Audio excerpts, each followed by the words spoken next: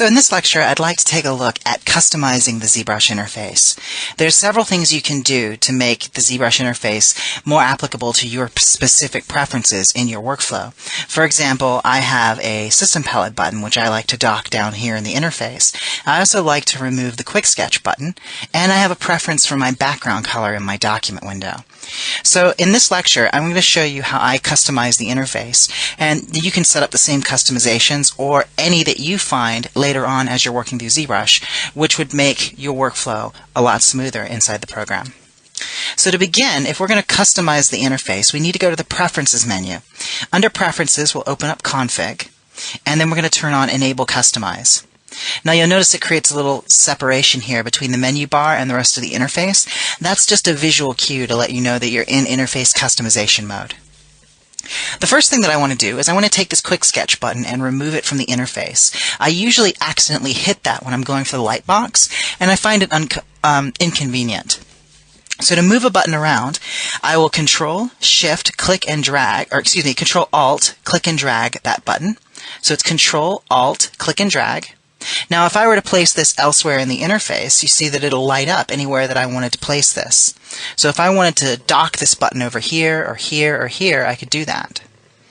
See, I let go, that button is now over here. I don't want to place it elsewhere in the interface though, I actually want to remove it. So I will Control, Alt, click and drag, and instead of dropping it somewhere in the interface, I will drop it on the document window, and that button now disappears. So I have now effectively removed the Quick Sketch button. So let's say we want to add something to the interface. I'm going to go up here to the Color menu. In the Color menu, there is the System Palette button.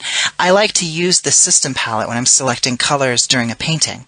So what I want to do is I want to take this button, System Palette, and I want to drop it down here on the sidebar on the left so I can access it quickly along with Switch Color and this color picker here.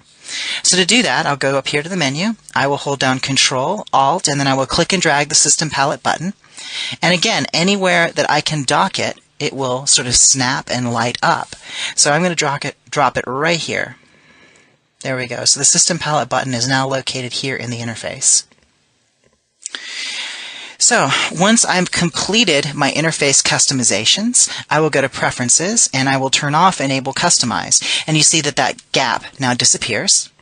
Now if I want these customizations to remain for the next time I open ZBrush, I need to go to Preferences and click Store Config. Now that stores it in the master configuration file, which is inside the Z Startup folder on your hard drive.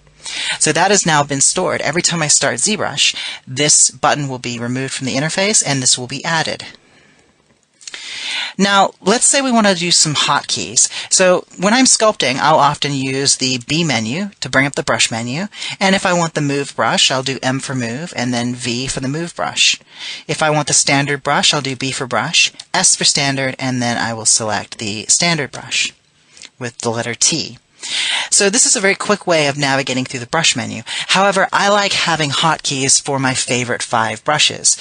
I believe that just like painters and sculptors, ZBrush artists have access to hundreds of different brushes, but generally we have about 5 or 6 that we constantly use. For me, if you watch here, I'll scroll through them using my hotkeys. It is the brush Move, Standard, Inflate, Clay Tubes, and then Dam Standard.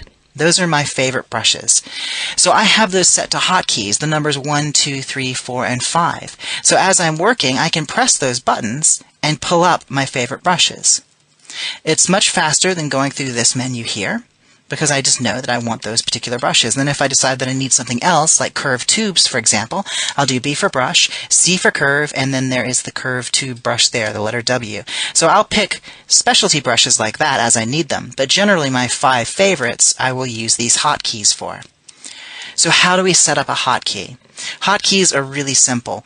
Basically, any button or slider in the interface that you want to hotkey, all you need to do is hover over it and then Control, Alt, click. And you see now at the top of the screen it says press any key combination to assign a custom hotkey.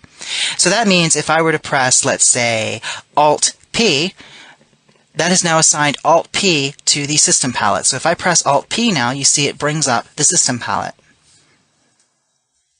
So it's very, very convenient to be able to hotkey anything in your interface that you find yourself using constantly. It will speed you up and help you get more confident and more efficient in the program.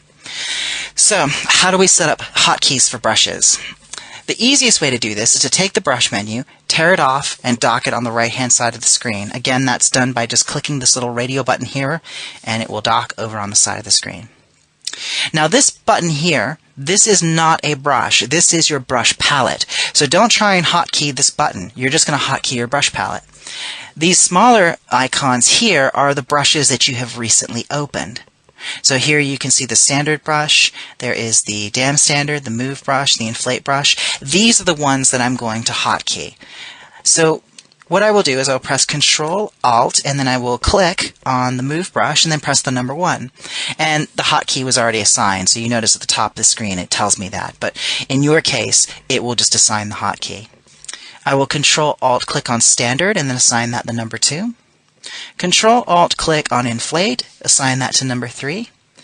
Control Alt click on clay tubes, give that number 4, and then I will Control Alt click on dam standard and give that number 5. Now if there's another brush that I want to hotkey that I don't see here, I'll just go into my main brush menu here. Let's say, for example, I want to hotkey the Stitch Basic brush. If I select that one there, I will Control Alt click on it, and then I can assign that, for example, to the number 6. So now I have assigned those hotkeys. Now we need to store them, because these hotkeys are only going to be valid for this session of ZBrush. If I want them to be valid every time I open the program, I need to go to Preferences, Hotkeys, and then click Store, and that will save your hotkeys. Click OK, and there we go. So now I have hotkeyed all of my favorite brushes, and I've also hotkeyed the system palette. And those hotkeys will be there every time I start ZBrush. So now the last thing that I want to customize is my document window. Here we can see the document window is this nice dark gray. It's pretty good resolution, but I want to actually increase the resolution of my document window, and I want to change my background color. So the way I will do that is I will go to the document window, and I'm going to double size it. So I'm going to click double. It says it's not undoable. I'll just say yes. Now when I double size the document, it drops an image of whatever was on the document to it. Just click Control N and that will clear the canvas. So now I've got a much higher resolution workspace. Now this is particularly useful if you're working on a very large monitor. Sometimes people find they get a lot of blank space here between their document window and the edge of the interface. So oftentimes they will increase their document resolution and make that their startup document. So every time ZBrush starts, their workspace fills the screen. Now, if you're working on an extremely dense model, sometimes having too large of a document size can slow ZBrush down. So if you're ever working on something with several million polygons on several different subtools, and it's giving you some hard time with feedback, if it's slowing down as you're rotating, you might try lowering your document resolution. That is a rare instance, but if you find yourself in that situation where it's just ZBrush seems to be struggling, your system is struggling, you might dial back your document resolution. I've only seen that in very extreme cases, but I did want to bring that up. So now, with a double-sized document, much higher resolution, let's say we want to change the background color. We will go to Document, and here we've got the document background color. So it's set to white now because that was my currently selected color. If I set this to about a 50% gray, go to Document, and then click Back, that gives me a nice light gray background. So let's say I want to save this document now, so every time I start ZBrush it looks like that. What I will do is I'll come down here and I will click Save as Startup Doc. And what that will do is it will save a startup document based on this workspace. So every time we start ZBrush, it will look the same. It'll look exactly like you see it now. So that is ZBrush interface customization. Those are the tools that you need to go in and customize this interface any way that you want. And you can actually get really specific and go in and make some major changes to the ZBrush interface, as you'll see if you just scroll through some of the interface layouts that are available to you here. If you want to change things like the color, you can come in here and change your UI settings. If you go to Custom UI, go to iColors. There's the interface colors, pop-up opacity, icon shadow. All the different UI elements are completely customizable here.